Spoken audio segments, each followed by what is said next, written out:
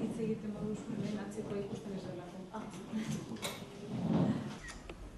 Beste bat?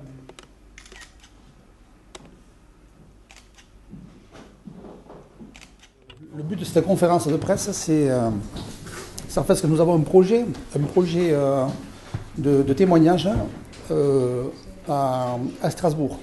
À Strasbourg, il y a un intergroupe donc, dont notre député eurodéputé Issa Bilbao ici présente fait partie.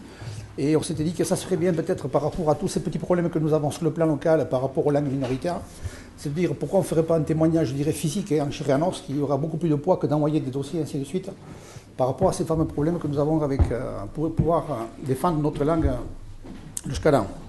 Bon, il se trouve qu'en même temps, nous avons dans d'autres régions de l'Hexagone, des régions ont les mêmes problèmes que nous, d'expression, notamment sur leur langue, et on s'était dit, bon, pourquoi ne pas ensemble faire un projet de témoignage qui aura du poids et qui pèsera sur le Parlement de Strasbourg. On est aussi pour vous expliquer peut-être beaucoup plus en détail et en volume qu'est-ce qui va se passer le 16. J'avais moi ici nos deux porte-paroles qui vont intervenir, qui vont vous parler justement de ces minorités qui vont monter avec nous à Strasbourg. Ensuite, on aura Benyat Arabit, que vous connaissez, qui est notre vice-président de la communauté commune, qui est également le responsable des langues minoritaires, enfin du projet des langues minoritaires ici dans notre communauté autonome. Et ensuite, on va finir avec Issa Bilbao, qui elle va nous parler un petit peu de ce que c'est Strasbourg, comment c'est structuré et quel est le but vraiment de cette, quel va être l'impact de cette démarche sur au niveau du Parlement ou de cet intergroupe qui lui va peut-être relancer justement ce fameux projet, cette fameuse charte européenne. Europa mailan hizkuntz gutxituen babesten juridiko gabeziaren egoera berezian daude gure mintzairak Frantziar estatuan. Hemen ez gira sartuko egoera horren zergatietan, bakarrik erakutsi erakaskuntzaren adibidearekin zergatik egoera jasangarri ezina den. Alde batetik, Ipar Euskadiko gizarteak euskarari atxikia dela erakusten du. Eskualdunetan ez da sekulan hainbeste ikaslerik izan. Eta mugimendu hori ez da alpatzekotan, 5 urteetako inkesta soziolinguistikiaren arabera. 2016an Ipar Euskadiko biztanlerien ehuneko 58,8%lak interes oso haundi edo haundia ekartzen zioten euskarari, eta horrek bere eragina dauka euskara erakuskuntzaren galdean. 1996an, duela kasik hoi urte, galdezkatuen ehuneko 51%ek zuten beren aurrak euskara erakaskuntza ereduetan ezagin nahi. 2016an, ehuneko 72,2% emendatu da galdea. Egan nahi baita, jarrera gutitu batetik galdera nagusi batetarat pasatuko girela, hoi urtez. Seekiago begiratuz, horietan klase elebidunen aldekoek, ehuneko 54%etatik, ehuneko 51%etarat pasatu dira hoi urtez. Eta murgiltze sistemaren aldekoek, ehuneko 7%tik, ehuneko 19,2%etarat pasatu dira, epe aldi berean. Beraz, murgiltze sistemaren arrakasta emendaketaren arrazoin nagusia da. Horrek gibilean zer dakar. Urtez urte, gero eta ikasle gehiago badaude klase elebidun pribatu, publiko eta ikastoletan. Gizarte galde hori errantzuteko zer da gure egoera arduradun politiko bezala. Berme juridiko eskasak. Eta gabezi horiek gero eta zailagoak dira, gizarte galdea emendatzen delarik. Adibidez, legearen arabera, inbertsio publikoak ezin dira egin eskola pribatuen eraikinen sutik ezartzeko. Ikastolen eta eskola pribatu berrien aspaldiko traba, denetaz ezaguna eta horainik konpondurik gabekoa.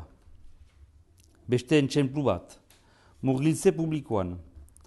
Tokiko galdeari erantzuteko 15 eskola publiko daude murgiltze sistema publikoan. Esperimentazio moldean, 10 eskoletan. Beraz ikasle tipierentzat. Oraindik lortzeko da euskarazko murgiltze publikoa argi eta garbi onartua izaitea. Lege mailan, arazo batentzat. Gune publikoan frantsesa hizkuntz ofiziala bakarra da. Ikastola murgiltze ereduko ikasleek frogatu badute ere, frantsesa, euskara bezain untsa mintzatzen dutela. Hirugarren adibidea, euskara ikastea. Herri eta herrialde baten hizkuntza ikastea da. Beraz, euskara ikasten dutenek, tokiko geografia, historia, ongi ikasi behar eta nahi lukete. Hor ere, hezkunde nazionalak programa bakar bat proposatzen du Frantzia mailan, eta oso zaila da gure herria edo herrialdearen geografiari eta historiari leku bat atsemaitea garko kuadroan.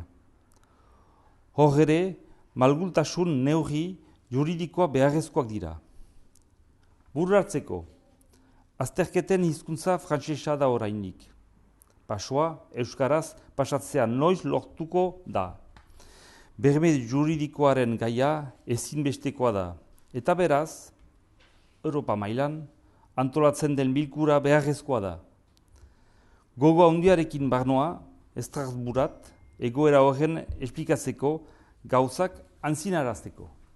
Gaur aurkezten dugu ekimena, entzun izan duzue hainbeta hotz, eta urratz berri bada Europar Parlamentuan minoritatien taldeak eramaiten duen lanean, Europar Batasunak bete beharreko legegi bat ukan dezan Europar Komunitate Nazional Tradizionaletako kideak diren 50 milioi baino gehiagoko Europar herritarren oinarrizko eskubideak zaintzeko. Urratz berri bat da intertaldearen lanean. Eta lan horretan jarraituko dugu, eta heldu den ostegunean, iraganen den elkarrizketa Estrasburgora adierazpena, edo hizkuntz gutxituen aldeko Alfonsi txostenaren lanean ondorioa baita. Txosten horrek gehiengo zabal bat lortu zuen Europar Parlamentuan, 655 alde eta bakarrik 26 kontra. Horrek bete beharreko legedi baten beharra sustengatzen du eta ere gai oinarrizko eskubideen mailan tratatu behar dela. Nous parlons d'une législation contraignante parce qu'il est nécessaire de rendre réel les slogans européens unis dans la diversité. Nous avons besoin d'un instrument de ce niveau qui se substitue aux accords, déclarations d'intention et autres instruments diplomatiques qui défendent cette diversité, mais qui sont inopérants face aux attitudes très diverses avec lesquelles ces recommandations sont gérées par les États membres et les institutions européennes elles-mêmes. Oinarrizko eskubidetaz mintzatzen ari gara.